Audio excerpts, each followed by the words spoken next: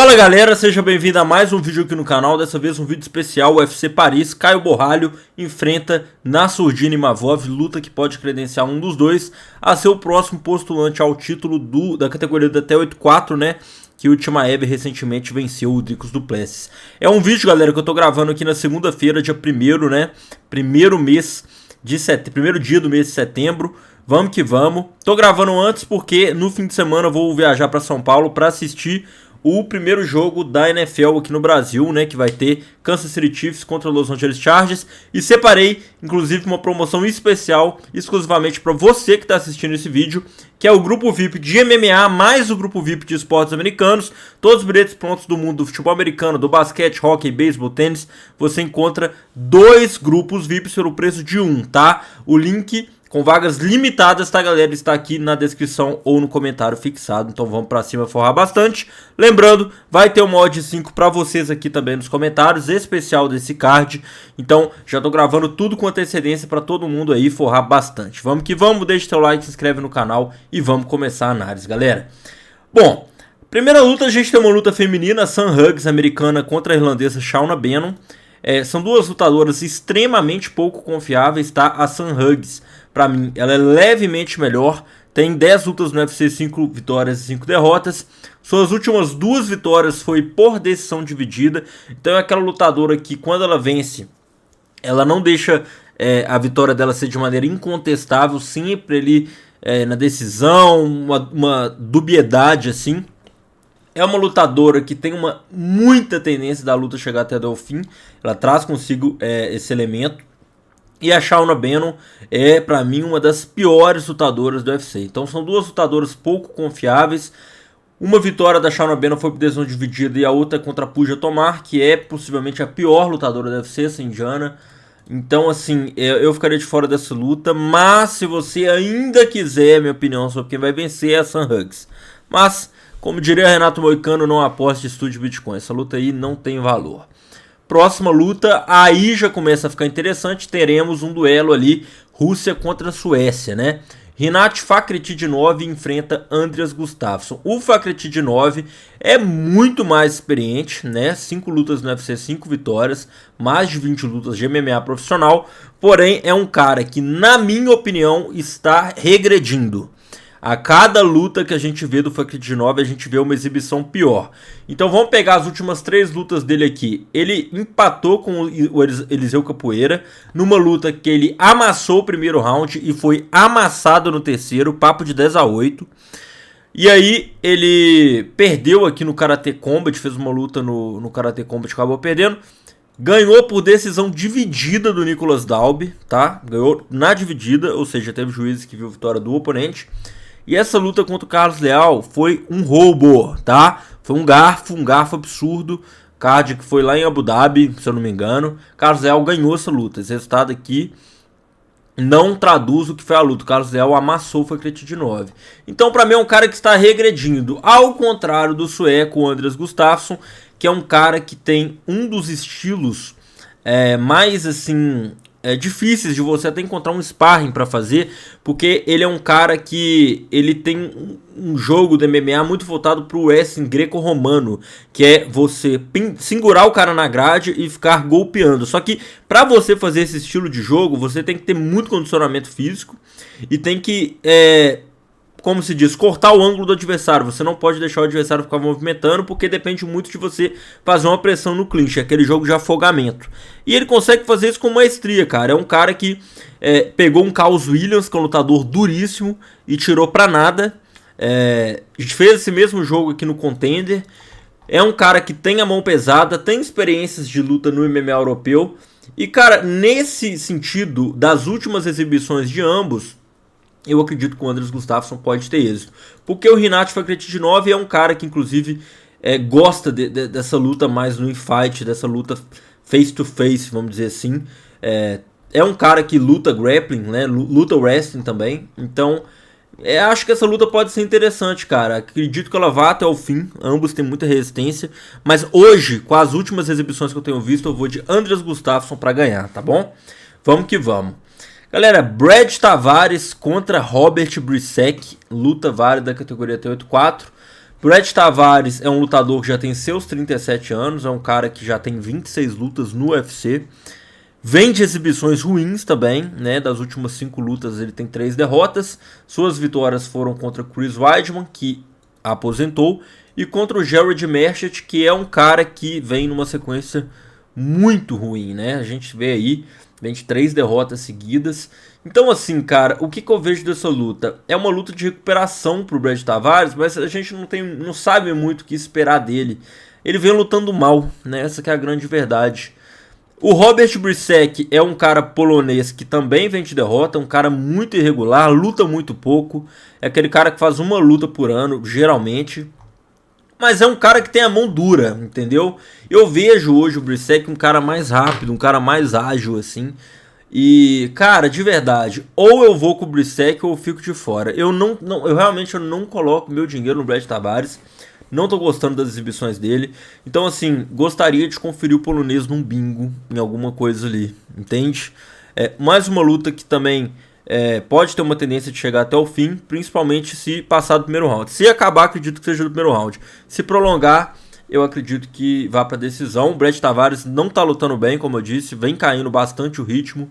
E o Bryczek pode ser que encontre falhas no jogo do Tavares para levar essa luta. Então, acredito que pode ser uma boa zebra aí para esse card preliminar. Vamos que vamos, galera. Próxima luta, Sam Peterson contra o Trey Warriors. Cara, o que a gente pode falar do Trey Warriors? É um cara de 1,96 m, alto para essa categoria, um bom alcance, mas muito estabanado. Carece ali, né, de um certo refinamento técnico, assim. É um cara que só... Tipo assim, ele abusa muito bem do seu controle de distância.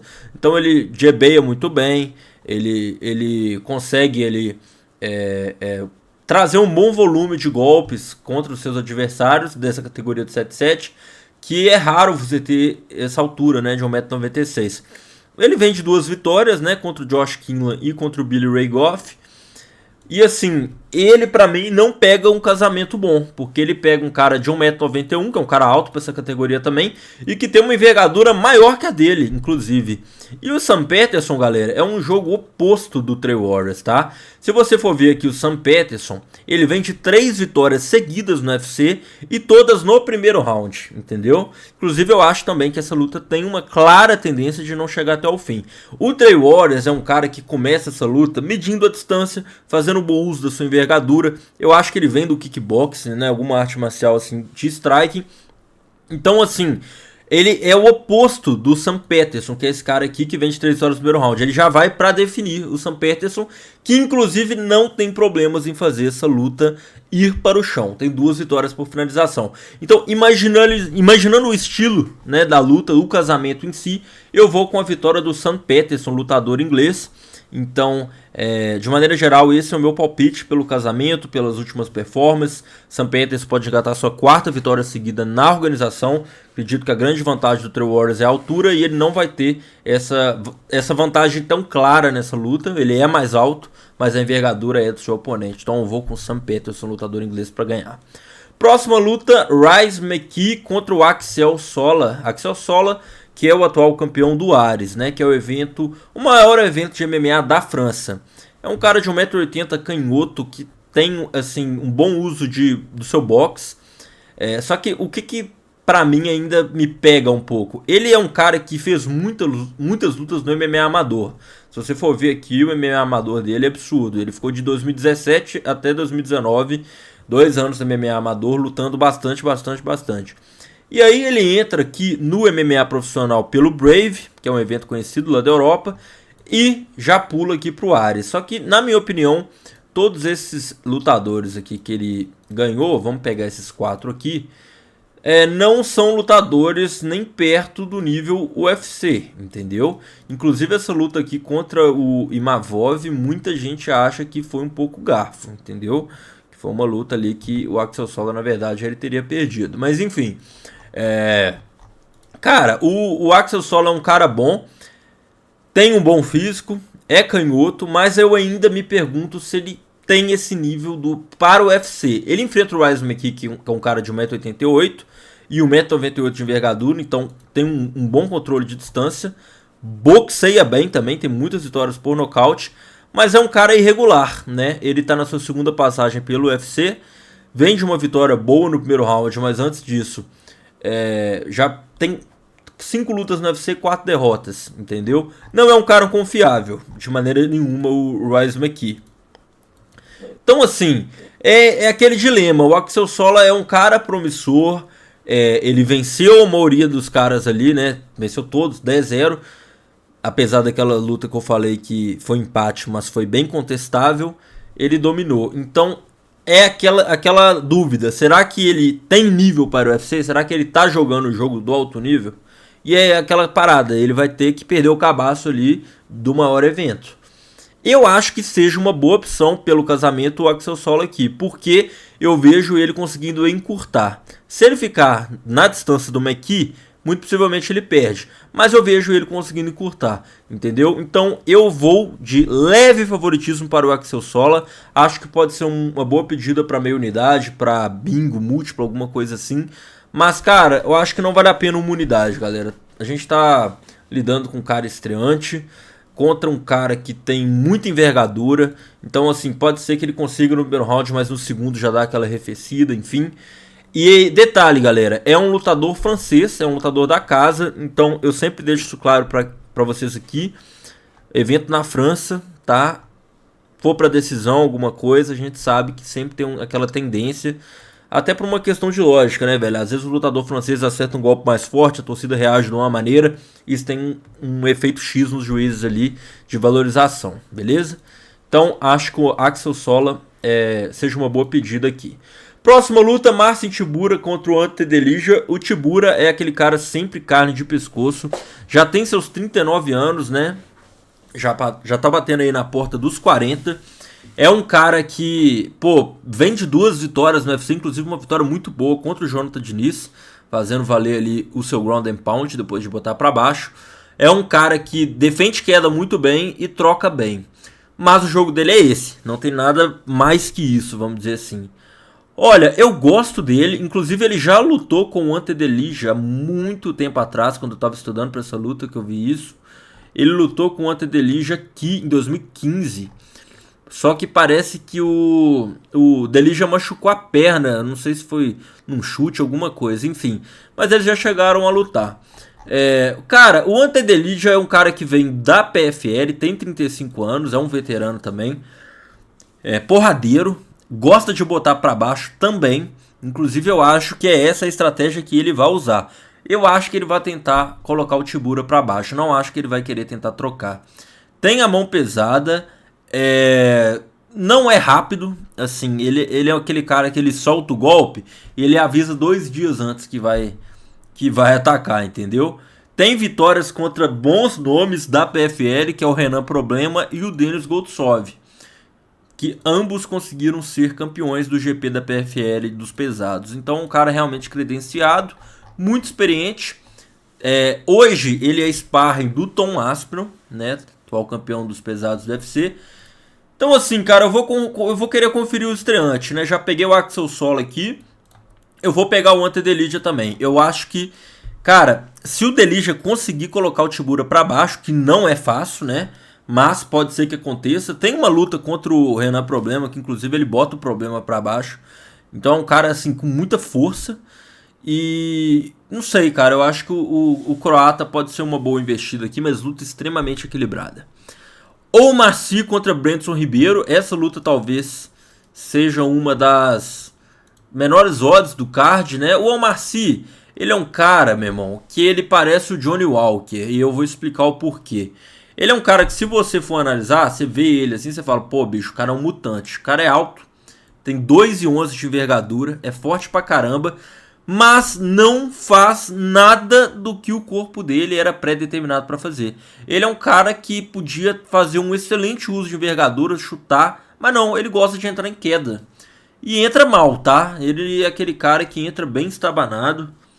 Tem 3 lutas no UFC. Primeiro ele ganhou do Tuco Tocos, né, que ele finalizou no primeiro round, o Tuco Tocos pegou a luta em cima da hora. Ele ganhou da Won Jung e perdeu para Alonso Minifield numa das maiores zebras do ano, tá? Ele era muito favorito. E, enfim, acabou lutando do mal. Deram uma luta de recuperação para ele e uma baita oportunidade para mim na minha opinião, do Brandson Ribeiro, velho. Porque assim, o Brandson tem 3 derrotas nas suas últimas 5 lutas. E as vitórias foram contra o Diar Nurgozai, que é um lutador que não vive boa fase, vem de 2 derrotas. E ele ganhou do Caio Machado aqui numa decisão que eu achei um pouco garfo. Eu achei que o Caio levou aquela luta, mas enfim, foi uma luta muito ruim dos dois. Foi uma luta péssima. Cara, o Omar Sy, ele tem que demonstrar mais, entendeu? Ele é um cara que não é confiável no sentido de pegar vitória por nocaute ou finalização, apesar de que o Brandson propõe esse tipo de luta. Então, assim, eu vejo a vitória do Omar Sy, odd 1,20, mas, cara, pra compor uma dupla, algo do tipo. Ressalto pra vocês, o Omar Sy, cara, ele tá igual o Sergei Pavlovich. Sabe aquele cara que parece que perdeu o ímpeto? Tá lutando mais pra ganhar? É aquela famosa frase que eu gosto de falar, o medo de perder tira a vontade de ganhar. Eu tô sentindo isso do Omar Sy, entendeu? Então, apesar da odd estar baixa, não compensa pegar nocaute ou finalização, mas eu vejo ele ganhando do Brandson. A gente tem que falar isso. Próxima luta, William Gomis contra Robert Ruchala. Meu irmão, o Ruchala é um cara brabo, tá? Muito brabo. Do KSW, que é o principal evento de MMA da Polônia.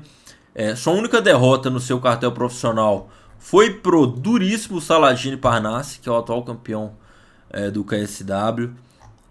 Um cara que eu queria inclusive ver no UFC, mas enfim. Cara, o Ruchala é um cara muito bom. Bom nos 2 níveis da luta, assim, tanto na trocação como em pé. Ele tem um body kick muito brabo, chuta assim na região do abdômen. Mas ele enfrenta um cara que, assim, cara, pode ser luta da noite isso aqui. Inclusive, galera, eu tô gravando isso aqui na segunda e eu não sei se essa luta vai cair. O William Gomis, ele tem muito problema de peso, tá? Ele foi lutar aqui no Brasil contra o Jean Silva, não conseguiu bater o peso, a luta caiu. Fiquem atentos aqui que essa luta corre risco de cair.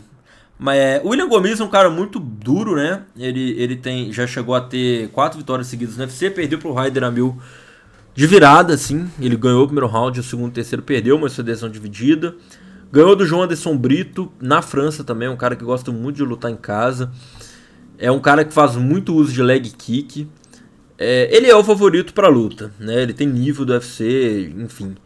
Mas, cara, eu gostaria de ir na zebra aqui, entendeu? Eu acho que o Ruchala pode ser um jogo que seja, inclusive, um pouco parecido com o Raider Amil aqui, que ganhou dele.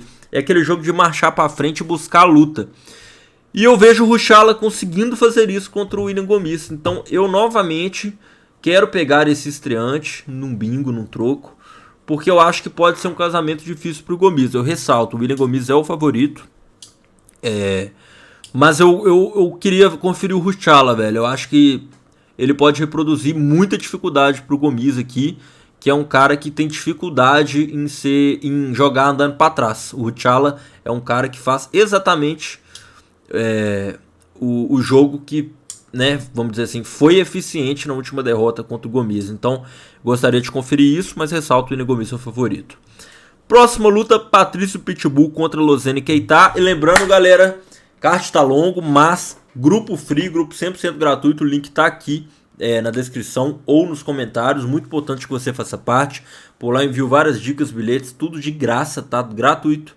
Então vem comigo, muito importante que você faça parte do grupo. Patrício Pitbull contra Lozane Keita, cara. Lozane Keita é um cara belga que a gente já conhece lá do VIP, a gente opera todos os mercados, não somente no UFC, a gente conhece do Octagon, né, MMA europeu. A única derrota que ele tem foi uma lesão no pé, que ele acabou chutando ali, enfim. E, cara, o que eu gosto dele é a trocação, mano. Ele tem um excelente golpes, assim, na região do abdômen. Cara, ele trabalha muito bem isso. Só que ele tem uma dificuldade. Queda, tá? Não defende queda bem. Assim, ele é quedado, ele consegue ficar em pé. Ele não é aquele cara que fica estabanado no chão, mas nisso ele pode ser controlado, é uma brecha do jogo dele. E o Patrício Pitbull é um cara que é um especialista, né? 12 vitórias, finalização, pode complicar esse jogo pro Keita, entendeu? Inclusive o Patrício, muita gente não conhecia, né? Ele mostrou um pouco desse repertório dele contra o Dan Ige, mais recentemente em julho agora que ele venceu o lutador americano. Cara, o Keita, pra mim, ele tem vantagem na trocação, principalmente por ser um cara mais jovem, 27 anos, tá entrando bem no UFC. Achei que ele entraria pelo contender, mas já o contrataram de cara. É uma luta pra mim que deram pra ele, né, no sentido de, pô, estão dando um veterano de 38 anos e tal. O Pitbull é um cara que não corre do fogo, né, um cara que, como eu disse, tem 38 anos, então não pode ficar muito escolhendo luta, porque sua carreira, a tendência é cada vez mais ir descendo a ladeira agora, já passou o seu auge. Então, assim, eu vou no Keita pra ganhar aqui, mas eu ressalto que se conseguir quedar, se o Pitbull conseguir quedar, fiquem atentos no ao vivo para fazer uma defesa, virar a favor do Pitbull, algo do tipo. Mas se você me perguntar, eu vejo que o Keita tem as credenciais para vencer, é mais jovem, explosivo, então vamos com ele. Cauê Fernandes contra Faresian. Galera, essa luta, apesar de estar aqui, essa luta caiu, essa luta não vai mais acontecer. O Faresian desistiu da luta por um falecimento de um familiar, uma coisa assim. Então, pelo menos a notícia que eu tive, tá? Se mudar, enfim, eu atualizo lá no grupo pra vocês, no grupo gratuito do Telegram, que inclusive você tem que entrar, tá? É de graça. Tá na descrição, nos comentários. Então, essa luta aqui ela não vai acontecer, Faresian contra Cauê Fernandes. Eu iria com o francês aqui, mas essa luta não vai acontecer. Paul Craig contra Modestas Bukauskas. Cara, essa luta acho que seja mais fácil do card. O Bukauskas é um cara que, vem evoluindo, né? Grande verdade é essa, ele vem evoluindo. 23 vitórias no UFC. Ganhou do Marci Prakno, do Rafael Cerqueira e do Cutelaba. Sua única derrota aí mais recente, né? De um tempo pra cá, foi pro Vitor Petrino, que ele tomou um cruzado muito bonito. Enfim, tá na sua segunda passagem pelo UFC, ainda tem 31 anos, é um cara jovem, tá demonstrando evoluções. O Paul Craig já é o contrário, né, galera? 37 anos, muito dependente do seu jogo de grappling. Chegou a descer de categoria, né? Lutou de 8-4, perdeu todas. Perdeu pro Brendan Allen, finalizado. Perdeu pro Caio Borralho, nocauteado brutalmente no Rio. E perdeu pro Bonical também, num jogo de wrestling muito eficiente do Bonical. Essa luta contra o Bellato, o Paul Craig tava tomando na trocação, tava muito acuado, até rolar aquela pedalada que acabou no contest. Cara, eu vejo o Paul Craig sendo nocauteado aqui, tá? Se não acontecer isso, é zebra. O Bukauskas é um cara jovem, que se movimenta bem, trabalha bem à distância. Eu vejo a vitória dele. Mason Jones versus Bolagiuk. Essa luta... Uma luta difícil, tá? Essa luta difícil análise. Por que eu digo isso? Porque você tem argumentos para ir tanto a favor de um como a favor de outro. Galera, todos esses palpites que eu tô falando aqui você consegue fazer na Bravo Bet, que é a nossa casa parceira. Se registre também aqui na descrição, nos comentários. Todos esses palpites, lá tem método de rounds, nocaute, operações do Contender Series no ONI. Se você gosta de operar no mercado asiático, ACA, evento de MMA russo, tem na Bravo Bet todos os maiores eventos e todas as dicas que eu enviar aqui para vocês, inclusive o Bingo Odds 5 que vai estar no card, com as linhas e odds da Bravo Bet. Se você gosta de apostar ao vivo, tem na Bravo Bet também.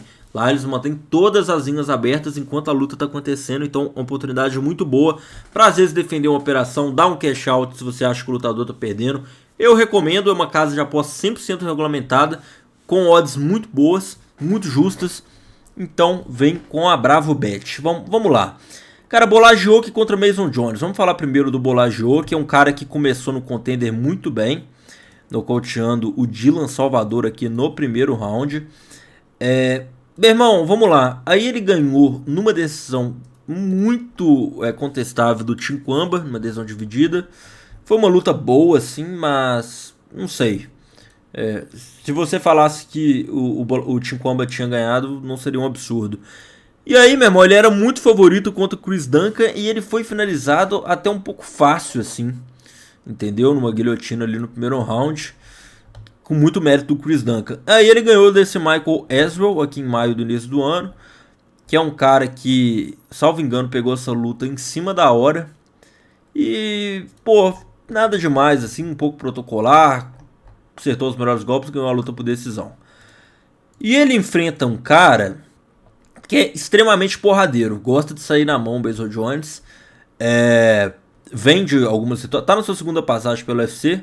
No UFC ele, como se diz, não lutou mal, tá? Ele não lutou mal. Foi uma vitória, 2 derrotas e um no contest.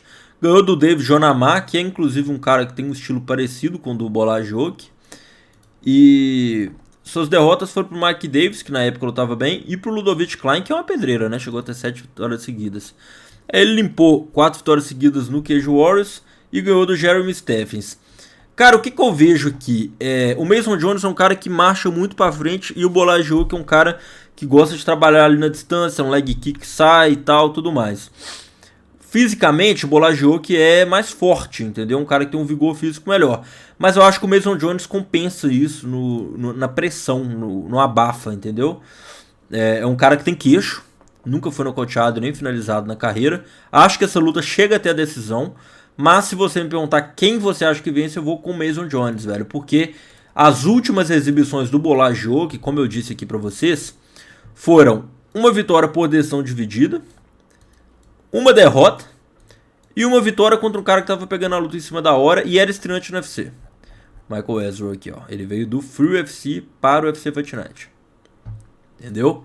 Então, cara, eu acho que o Mason Jones demonstrou mais. É um cara que tem mais lutas de MMA. Eu vou com ele, ressaltando que eu vejo essa luta com a tendência de chegar até a decisão.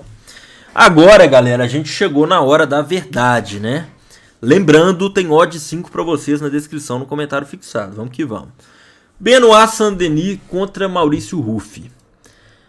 Olha, essa luta, assim, MMA, cara, a gente sabe que qualquer coisa pode acontecer. Eu posso estar falando aqui, mas tal cara vai melhor, não sei o que, acho que ganha. Luta é luta. Na mão entrar, acabou.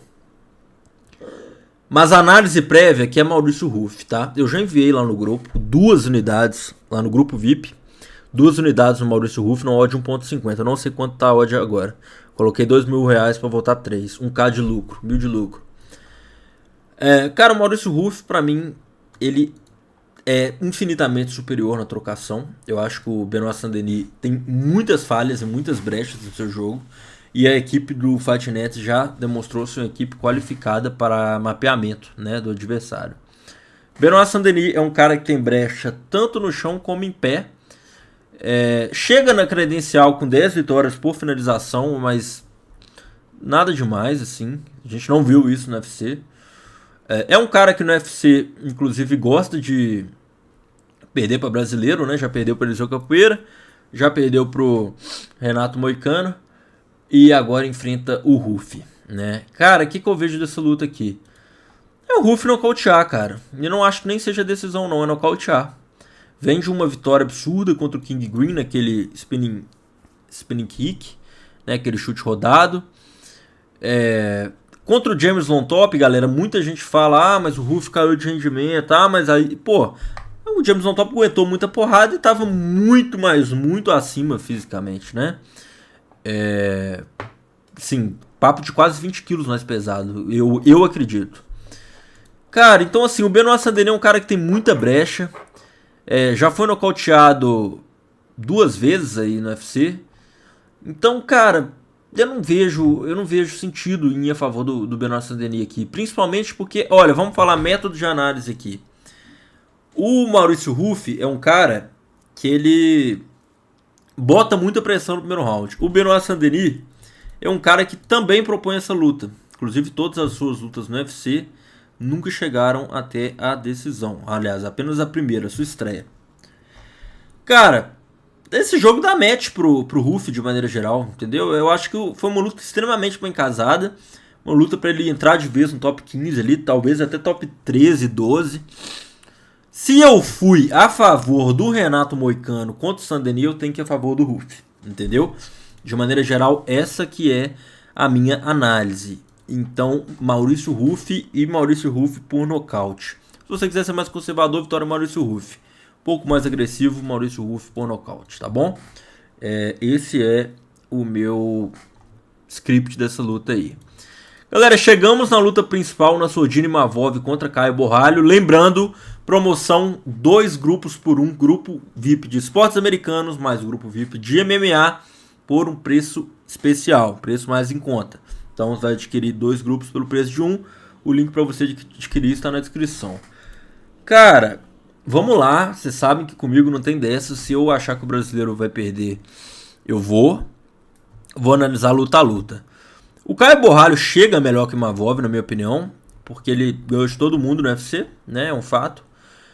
O Nassourdine Imavov tem 2 derrotas, né? Perdeu pro Pio Reis e pro Sam Strickland. Apesar do Nassourdine Imavov ter vitórias contra caras melhores, Buckley, Shabazz, Andolidze, Cannonier, Brenda Allen, Adesanya e o principal nome que o Borralho ganhou foi o Jared Cannonier, o Imavov nocauteou o Cannonier, enquanto o Borralho não, apesar de que teve uma hora ali que o juiz poderia ter interrompido, né? Na minha visão, o Cannonier estava inconsciente. Cara, o que eu vejo dessa luta? Difícil análise, principalmente porque o Nassourdine Imavov luta em casa, é o lutador da casa. É extremamente complicado, porque você tem motivos de falar tanto de um tanto para outro. Mas eu acho que o Borralho, ele consegue fazer essa luta ficar 100% em pé e levar para o clinch, entendeu? Eu não acho que ele vai querer ficar trocando no centro do octógono. Eu acho que essa é uma luta que com certeza passa do... Cara, é terceiro round pra frente se tiver nocaute. Eu acho que é uma luta que vai ser muito estudada. Eles vão ficar medindo a distância pra caramba. Vai ter muita finta, muita entrada de queda. E eu acho que o Borralho leva. Mas, cara, eu tenho que ressaltar pra vocês. Eu tenho medo dessa luta chegar até a decisão. Uma Imavov ali em Paris, França. Então, assim, cara, eu vejo uma luta boa pra se apostar no ao vivo. Mas, de imediato, assim, eu vejo o Borralho tendo que cumprir uma estratégia muito certa pra ganhar do Imavov. Então, cara, de verdade, eu sei que é chato fazer uma pré-análise assim, falando, aposte no ao vivo. Mas, de pré-análise, eu vejo o Caio Borralho leve favorito, mas, na minha opinião, não compensa ir para a vitória do Caio Borralho em pré-live.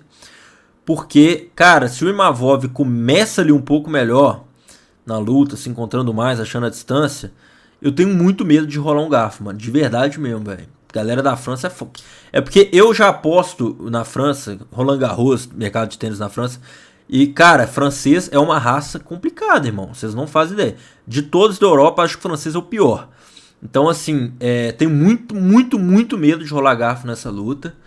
E eu acho que é uma boa luta pra levar pra ao vivo. Se o Caio Borralho começar bem na luta, entrar a favor no Caio Borralho, nem que seja uma odd menor, 1.50, 1.60. Entendeu? Mas, de maneira geral, é isso. Acho que essa luta tem muitas chances de se prolongar. Então, bora pro ao vivo nessa luta. Se o Caio Borralho começar bem no primeiro round, vai a favor dele. Não tem valor pra mim no pré-live. A única coisa que tem valor pra mim no pré-live é mercado de rounds, over rounds. Luta extremamente difícil, luta extremamente complicada. Vale muito pros dois, porque é uma escada dupla. O que ganhar aqui vai ficar muito grande para enfrentar o Chimaev pelo cinturão. O que perder vai regredir muitos passos. Porque essa categoria, meu irmão, tem muito cara bom chegando. Tem o Fluff, que tá voando. Tem, querendo ou não, o Duplessis, que é um cara que tava invicto na categoria. Que vai acabar lutando com alguém. Então, uma luta que vale muito. Luta importante. Meu conselho, leve essa luta para o ao vivo. Fechou? Tamo junto, forte abraço, valeu.